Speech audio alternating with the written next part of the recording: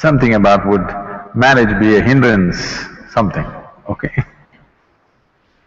Is marriage a hindrance for one's spiritual journey?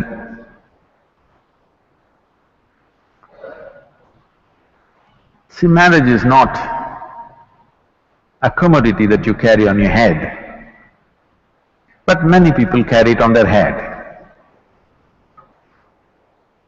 It's just an arrangement,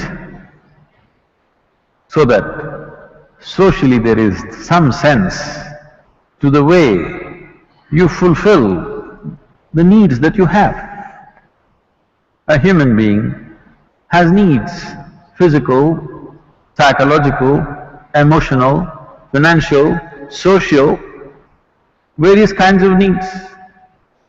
To fulfill these things in a dignified manner, we came up with something called marriage, so that it is fulfilled within a framework. Your desires don't run wild and disturb everything in the society, some kind of a framework, so that it can be conducted in a sensible manner. Now you have raised this to heaven because somebody told you marriages are made in heaven. Only the unmarried ones think so.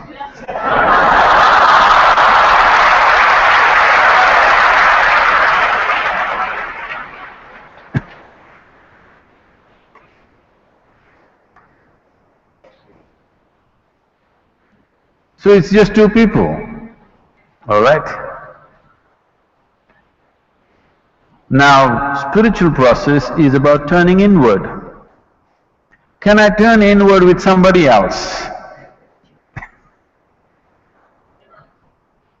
Marriage is an arrangement to fulfill certain aspect of your life. Don't complicate life by thinking, we will walk together on the spiritual path. There is no such thing. Because spiritual path is not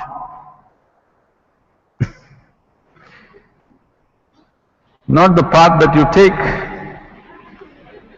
into the Velangiri mountains, that you want to walk together. Even if you go to Velangiri mountains, please don't walk hand in hand.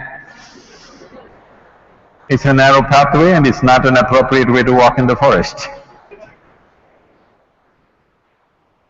You can walk in the park, walk hand in hand. You can go shopping hand in hand. You can sit in a cinema hand in hand. You can't turn inward hand in hand.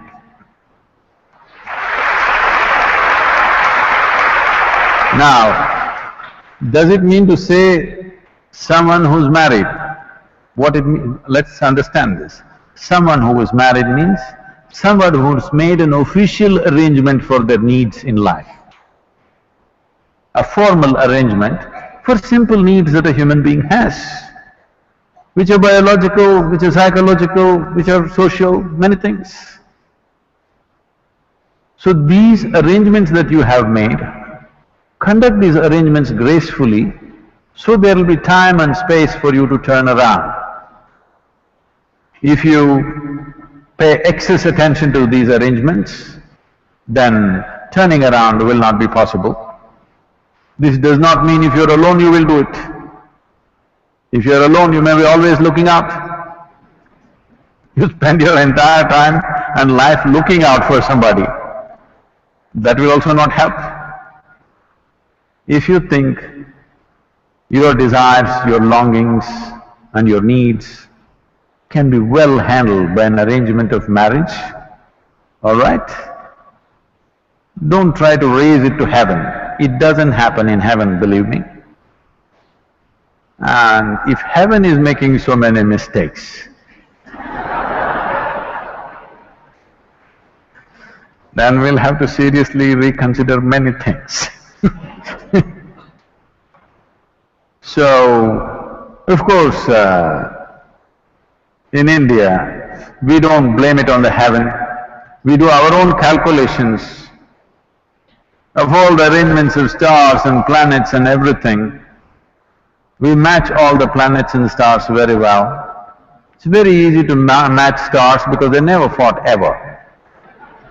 But to Match these two people. That nobody has managed except those two people if they are sensible. If they are sensible, they can manage it. Nobody else can match these two people.